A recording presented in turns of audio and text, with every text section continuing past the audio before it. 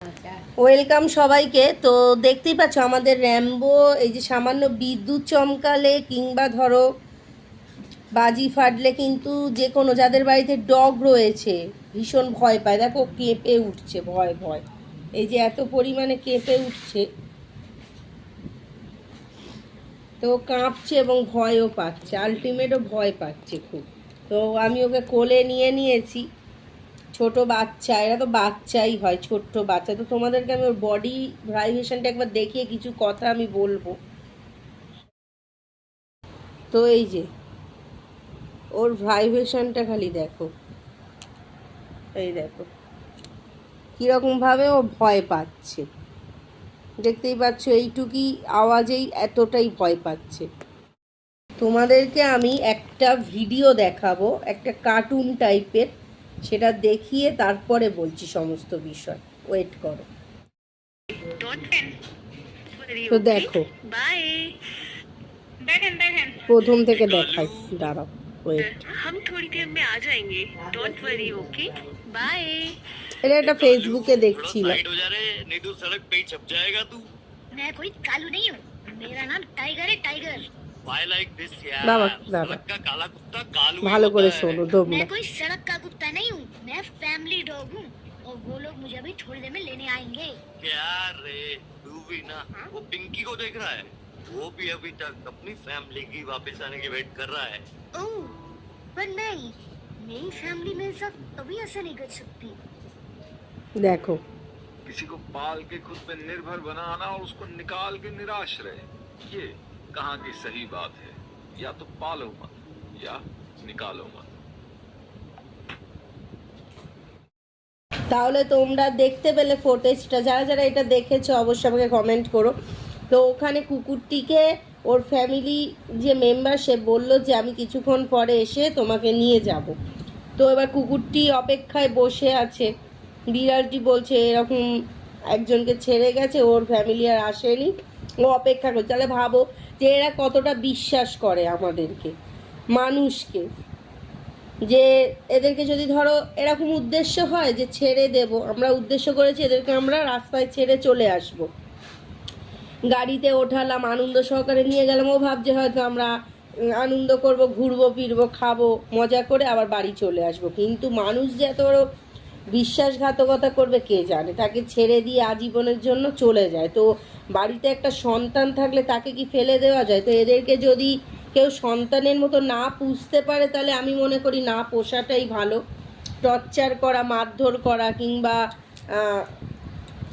ছেড়ে দিয়ে চলে আসা সে দুষ্টুমি করছে বলে, যদি না পুষতে পারা যায় তো না পোষাই ভালো। কিন্তু কাউকে ভালোবেসে এত বড় করে আবার ছেড়ে দেওয়াটা তার পক্ষে কষ্টকর। দেখো এরা কতটা অবলা, এরা আমাদের কতটা বিশ্বাস করে, আমাদের হাতে খাচ্ছে, আমাদের সাথে ঘুরতে আছে। এবার আমরা যদি, মানুষের কথাই বলছি, আমরা যদি এদেরকে খাবারের সাথে কিছু খাইয়ে দিই কিংবা কোথাও ছেড়ে চলে আসি, এরা কি অপেক্ষায় বসে থাকে যে আমার মালিক হয়তো একদিন আমার কাছে আসবে? কিন্তু সেই অপেক্ষা মিথ্যে হয়ে যায়, মালিক আর তার কাছে আসে না, আর এরা কষ্ট পেতে পেতে পেতে পেতে চিন্তায় চিন্তায় একদিন নিঃশেষ হয়ে যায়, এমনও হয়। কিন্তু যদি কপাল ভালো থাকে, কারোর চোখে পড়ে যায় সেরকম কোনো মানুষ, হয়তো আবার তাকে নিয়ে গিয়ে নতুন জীবন দেয়। কিন্তু দেখো এই যে র্যাম্বো এইটুকুই আওয়াজে কতটা ভয় পাচ্ছে, কতটা র্যাম্বো বিশ্বাস করে যে কোলের মধ্যে লুকিয়ে আছে, যে আদর খাচ্ছে বা কোলে ঢুকে যাচ্ছে। তাহলে এই অবলা প্রাণীগুলোকে না মারধর করে বা এদের সঙ্গে এত বড় বেইমানি না করাটাই আমি মনে করি ভালো। যদি পুষতে না কেউ পারো, পুষবে না, কিন্তু তাকে আশা দেখিয়ে, ভালোবাসা দিয়ে, খেতে দিয়ে, ঘরে আশ্রয় দিয়ে আবার তাড়িয়ে দেওয়া, তার সাথে বেইমানি করা আমি মনে করি উচিত। এটা বহু মানুষও আগে বলেছে। এবার যারা মানে মানসিক, মানে কি বলে, মানসিকতা যাদের মধ্যে নেই তারা বুঝবে না, তারা খেলার মতো নিয়ে এদের আনবে আবার ছুঁড়ে ফেলে দেবে। কিন্তু এতে তো দেখো, কেউ না দেখুক, ভগবান দেখছে, একটা সময় পানিশমেন্ট কিন্তু সে ঠিকই পাবে। এমন কিছু তার সাথে ঘটে যাবে সে নিজেই জানে না। তাই এইসব পশু, বিড়াল হোক, কুকুর হোক, কোনো প্রাণীর সাথে এমন করাটা উচিত নয়। কারণ এরা কতটা আমাদেরকে বিশ্বাস করে, ভালোবাসে। এরা হলো, মানুষ হয়তো বেইমানি করে যায়, কিন্তু এই পশু পাখি এরা কখনোই বেইমানি করে না। বিশেষ করে তো কুকুর তো কখনোই বেইমানি করে না। এরা মার খাবে, মালিকের হাতে মারও খেয়ে কিন্তু সেখানেই পড়ে থাকে। তুমি যতই আঘাত করো, সেই আবার কিন্তু লেজ নাড়তে নাড়তে তুমি বিস্কুট কেক কিছু দাও, ঠিক চলে আসবে না। এরা কিছু চায় না, এরা খালি ভালোবাসা চায়, টাকা পয়সা কোনো কিছুই চায় না, জামা কাপড়, একটু ভালোবাসা আর একটু খেতে চায়, আর কিছুই চায় না। তাই যদি আমার কথাগুলো ভালো লাগে সবাই শেয়ার করো, আমি ঠিক বলছি কি ভুল বলছি। আর যারা ডগ লাভার তারা অবশ্যই ভিডিওটি শেয়ার লাইক অবশ্যই করো। কেমন লাগলো আমি জানি না, অবশ্যই আমাকে জানিও। টাটা। তাছাড়া আমি একটা কথা বলবো, কুকুর নিয়ে বা কোনো পশুকে আঘাত করলে এটা নিয়ে একটা আইন বের হোক, মানে তাদেরকে আঘাত করলে যেন সঙ্গে সঙ্গে সেটা নিয়ে একটা অ্যাকশান নেওয়া হোক। জানি না এরকম আইন আছে কি না, যদি তোমরা জানা থাকে, আমার জানা নেই, যদি থাকে তো অবশ্যই সবাই মিলে প্রোটেস্ট করতে হবে। কারণ এই প্রাণীগুলোকে নিয়েও কিন্তু জাস্টিস করাটা উচিত আমি মনে করি। তোমরা কি মনে করো জানি না।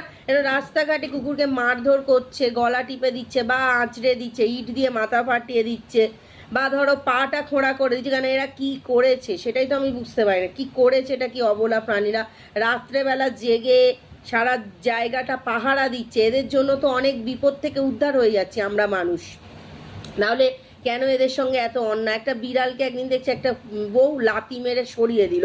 আরে বাবা, এদের মধ্যে তো ভগবান রয়েছে। আর এই যে কুকুর তো কাল ভৈরবেরই অংশ, তাহলে মানুষ বোঝে না কেন। একবার আমরা আগে একটা জায়গায় থাকতাম, বিজন কানন বলে, আমি নাম নিয়েই বলবো, যে দেখবে দেখবে, আই ডোন্ট কেয়ার। সেখানে দুর্গা পুজো হয়, তো সেখানে আমাদের র্যাম্বো খালি দুর্গার বেদির উপরে, মানে দুর্গাটা যেখানে ছিল সেখানে না, সামনের দিকে জাস্ট উঠেছিল। সকালের দিকে আমার বর ঘুরতে নিয়ে আছে, একটা লোক বলছে এইসব কুকুর ফুকুরকে ওঠাচ্ছ, ঘেন্না করে, এই করে। আরে কুকুরের মধ্যেই তো ভগবান রয়েছে। কাল ভৈরবের রূপ যে জানে না, সে ভালো করে নেটে সার্চ করে নেই, ভগবানের সঙ্গেই কিন্তু কুকুর থাকছে। তাহলে ভালো করে মহাভারত এগুলো পড়ুক, নালে বুঝবে না কোনোদিন। এর প্রাণীর মধ্যেও তো ভগবান রয়েছে, কৃষ্ণ রয়েছে, মহাদেব রয়েছে। মহাদেব কিন্তু এই কুকুর বিড়ালকে মারধর করলে, টর্চার করলে সে কিন্তু রুষ্ট হয়, ঠিক আছে। কাল ভৈরব মহাদেবেরই অংশ, মহাদেবের আরেকটা রূপ।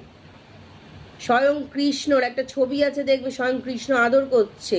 ভগবান তো এদের সৃষ্টি করেছে, সমস্ত জীব ভগবান সৃষ্টি করেছে, তাই তাদেরকে লাঠি ঝাঁটা জুতো এসব উচিত নয় মারা, কোনোদিনই উচিত নয়। মানুষ কেন বোঝে না, নিজেরটা যখন নরকের দরজা খুলবে না তখন উত্তর দিতে হবে কেন মেরেছিল। তখন ওই গিয়ে ভয় পেয়ে যদি বলো বাবা আমায় ক্ষমা করে দাও, কখনোই ক্ষমা পাবে না ওই সময়। তখন যখন নরকে, আমি দেখেছি ভিডিওতে, নরকের মধ্যে যখন যায়, আগুনে যখন ছুঁড়ে ফেলে দেয়, তখন বলে ক্ষমা করো। আরে আর তখন ক্ষমা পাবি না তোরা। এখন থেকে শুধরে যদি যেতে পারে তো ভালো, নালে ক্ষমা পাওয়ার যোগ্যতা নেই এদের। কুকুর বিড়ালকে কিসের জন্য নিষ্ঠুরতা আচরণ করে বোঝা যায় না। এত সুন্দর অবলা জীবগুলো কি করেছে আমি বুঝতে পারি না। আমি যখনই রাস্তায় কোনো ডগ দেখি আমি তাকে চটকাতে থাকি, এত সুন্দর লাগে, এত কিউট, যতই হোক। এই যে আমার র্যাম্বো সব শুনছে, দেখো সোনা র্যাম্বো আমার। তো আমি বলবো তোমাদের কাছে, আমি একটাই রিকোয়েস্ট করছি, যে রাস্তায় অনেক কুকুরকে দেখেছি মানে কষ্ট পাচ্ছে, তাদেরকে নিয়ে যাওয়ার ব্যবস্থা যদি হতো খুব ভালো হতো। কারণ হচ্ছে কারোর পা ভেঙে গেছে, কারোর মানে অনেক জায়গায় কেটে গেছে, রক্ত পড়ছে, কষ্ট পাচ্ছে, জায়গাগুলো পোকা হয়ে যাচ্ছে, ভীষণ কষ্ট পাচ্ছে। তো তাদের নিয়ে গিয়ে ট্রিটমেন্ট করলে ভালো হতো।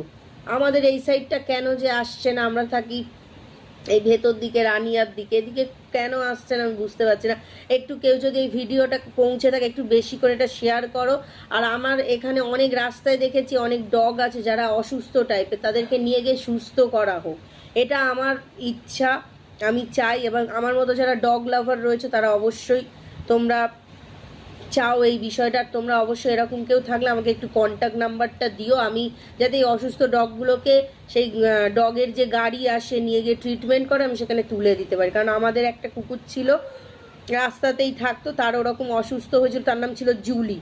তো আমাদের ওই ডগকে নিয়ে গিয়ে ট্রিটমেন্ট করেছিল, সেই নাম্বারটা আমি অনেকবার ফোন করার পর বলছে আর এখানে মানে আমরা কাজ করি না, এরকম বলে কেটে দেয়। তো তোমাদের কাছে নাম্বার থাকলে তাহলে প্লিজ আমাকে দিও, আমি ফোন করে কন্ট্যাক্ট করে কুকুরগুলোকে তুলে দেবো, যাতে নিয়ে গিয়ে তাদের ট্রিটমেন্ট সুস্থতা করে আবার ছেড়ে দিয়ে যায়, এটাই আমি চাই।